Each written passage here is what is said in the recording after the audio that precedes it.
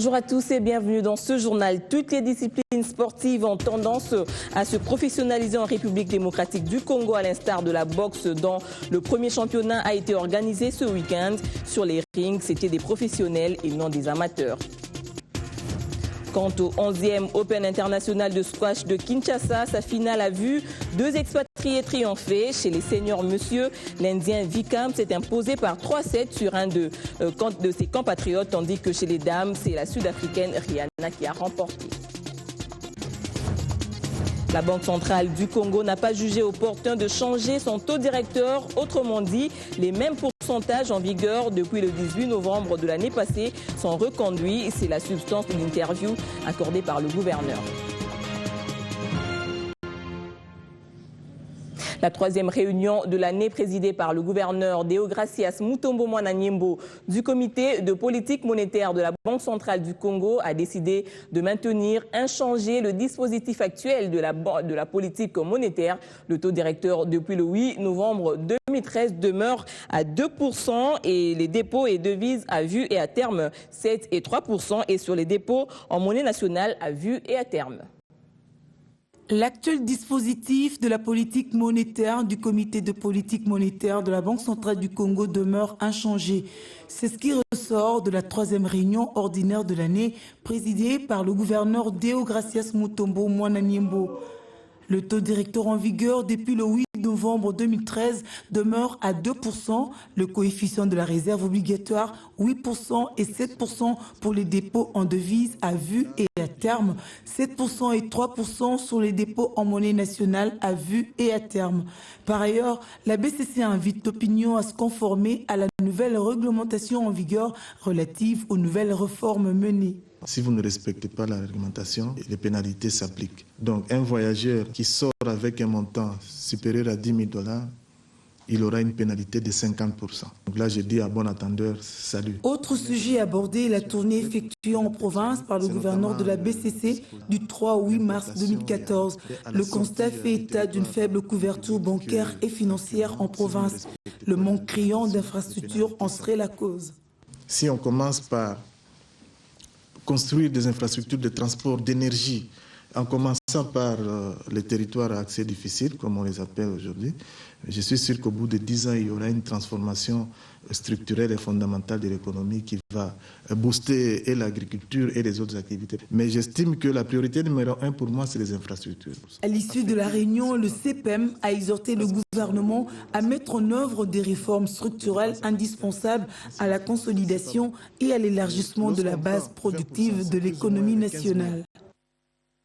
Institut des missions à la Banque mondiale, une délégation d'experts de l'institution de Bretton Woods est en mission de supervision et de vérification de l'état d'avancement des chantiers électriques à travers le pays. Ces experts se concertent avec des responsables de la SNEL. La Banque mondiale est dans un partenariat important avec la Société nationale d'électricité. Elle confirme son engagement d'aider la RDC à restaurer sa capacité de fourniture du courant électrique régulier et stable.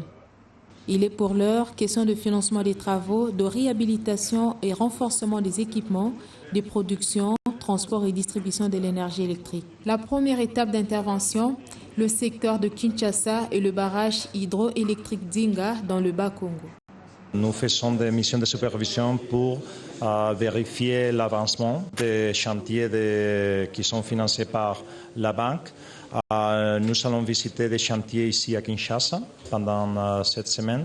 La semaine prochaine, nous irons à Matadi pour visiter les marchés qui se déroulent à Inga. Et puis nous retournerons pour faire les points d'avancement du côté financier, du côté des différents marchés et trouver des solutions aux problèmes qu'on... Inga Kinshasa, qui a une capacité de 1000 MW. Tout ça, c'est pour faire face au déficit énergétique qui existe pour le moment au niveau de la ville de Kinshasa. Alors, on ne devait pas s'arrêter seulement à renforcer la capacité de transit, mais parce que l'énergie qui vient d'Inga doit devoir entrer dans les réseaux existants. Ça doit entrer par les postes injecteurs. Donc c'est pour ça que nous avons des renforcements à faire dans les postes injecteurs, aussi bien dans les sous-stations. Donc il y a des projets aussi qui concernent l'augmentation de la capacité au niveau des sous-stations. Après discussion avec le ministre des tutelles, ces experts ont cheminé avec la visite des différentes installations et sites prévus pour la construction de nouvelles autres installations électriques. Cet exercice s'est soldé par la rencontre Banque mondiale et travailleurs affectés pour la construction de la deuxième ligne électrique entre Inga et Kinshasa. Dans le monde judiciaire, la salle Marcel Liaou de la Cour suprême de justice abrite depuis aujourd'hui au 19 avril prochain la session ordinaire du Conseil supérieur de la magistrature. Lors de la cérémonie d'ouverture, le premier président de la Cour, Jérôme Kitoko Kimpele, a appelé les magistrats à plus de loyauté dans l'exercice de leurs fonctions. Assainissement de la ville, tout marche encore, mais pour combien de temps? De nouvelles alarmantes poussent à cette interrogation, des rumeurs sur la mise en congé technique de la quasi-totalité de cantonniers qui embellissent encore de principales artères de Kinshasa.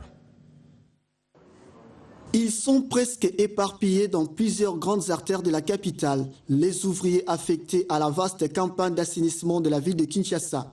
Nous sommes ici sur le boulevard Lumumba, la porte d'entrée et de sortie du pays par voie aérienne vers l'extérieur, plus précisément dans son tronçon compris entre l'avenue dite André Kimbuta et Bitabe Pascal.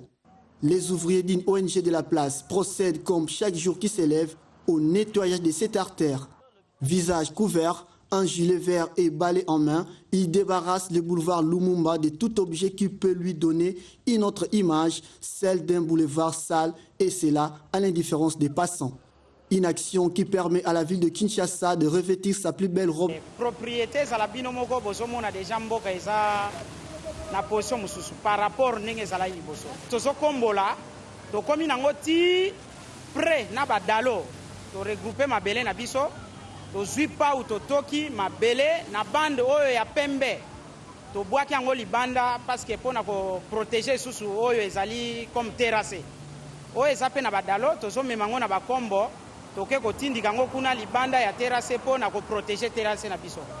Mais ces hommes que vous voyez, qui n'ont que ce boulot comme gagne-pain, sont confrontés à plusieurs problèmes qui ne disent pas encore leur nom.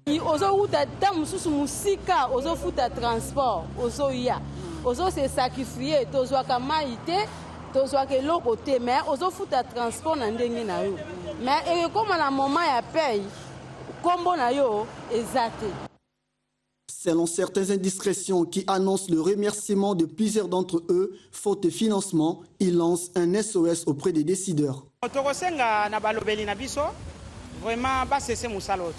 Parce que les lois qui balobi que cesser musala oyo bato belé les alangayo na zolo baliboso na kokoma isu chômeur.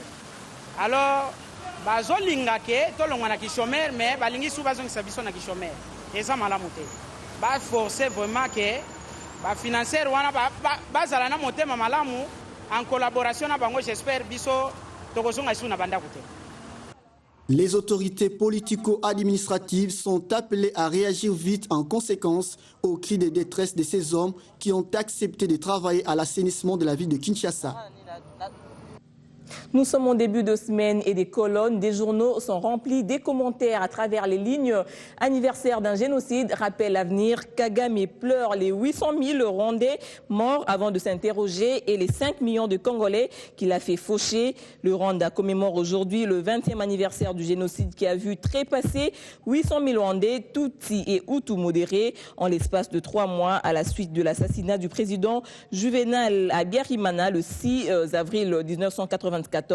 Pendant ce temps, il se moque éperdument des 5 millions de Congolais qu'il a fait faucher en armant et finançant des groupes armés nationaux et étrangers opérant en RDC. En quoi les 5 millions de Congolais sont-ils moins hommes que les 800 000 Rwandais?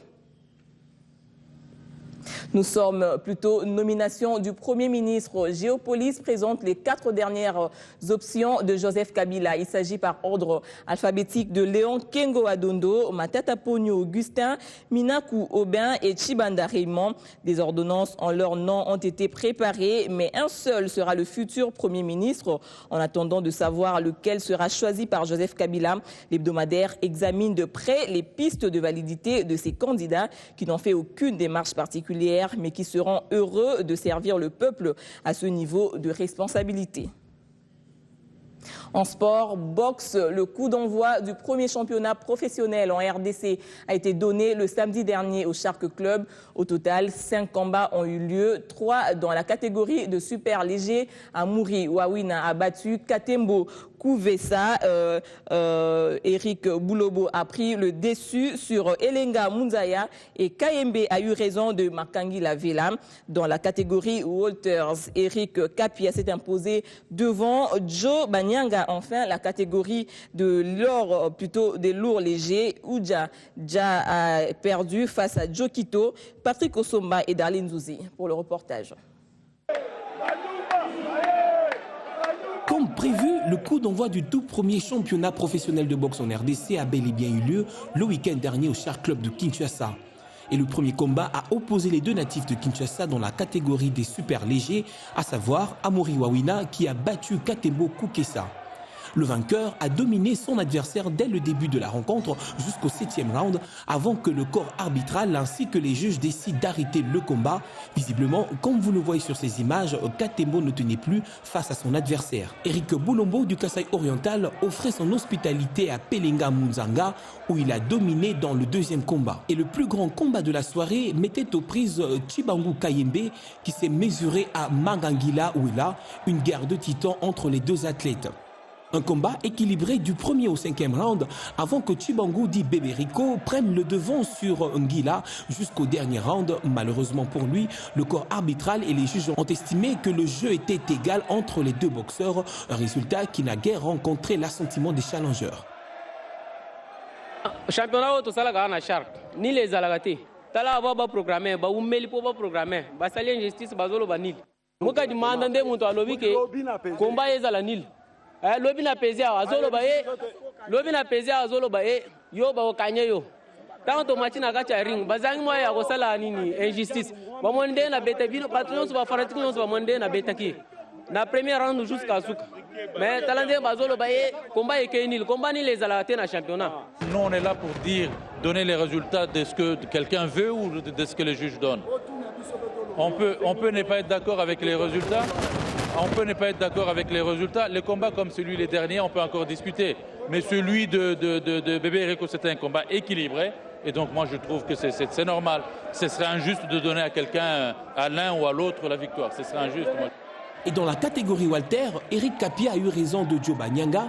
Et enfin, dans la catégorie des lourds légers, Oujaja a perdu devant Joe Likito, qui reste tout de même ambitieux pour la suite de la compétition. Pour préparer finale. Ah ouais, c'est la première finale. Batebele, ba mesala ngai na bakao, ok? Il faut pas comprendre. Box KO et aka ba préparer KO. Un vrai boxeur a gagné un combat au point, ok? Il faut qu'il a prouvé d'abord bamba Batebele vanda oluba kenga na zaka boxeur ya souffle mukuse na ko ka 6 rounds de 8 rounds de. On a prouvé bango que nous sommes capables même il y a 15-20 rounds dans ça là. Notons que la deuxième série de ces combats est prévue pour le samedi 12 mai prochain. Nous vous le disions en titre, le 11e Open international de squash s'est clôturé au cercle Elaïs de Kinshasa le week-end dernier. Vikam a battu son compatriote Mampré à 3-7 et a remporté la coupe chez les seniors. Chez les dames, la Sud-Africaine Rihanna a battu la Congolaise Patricia Katembene en 3-7 également. Et voilà, c'est la fin de ce journal. Merci de rester branchés sur B1 Télévision.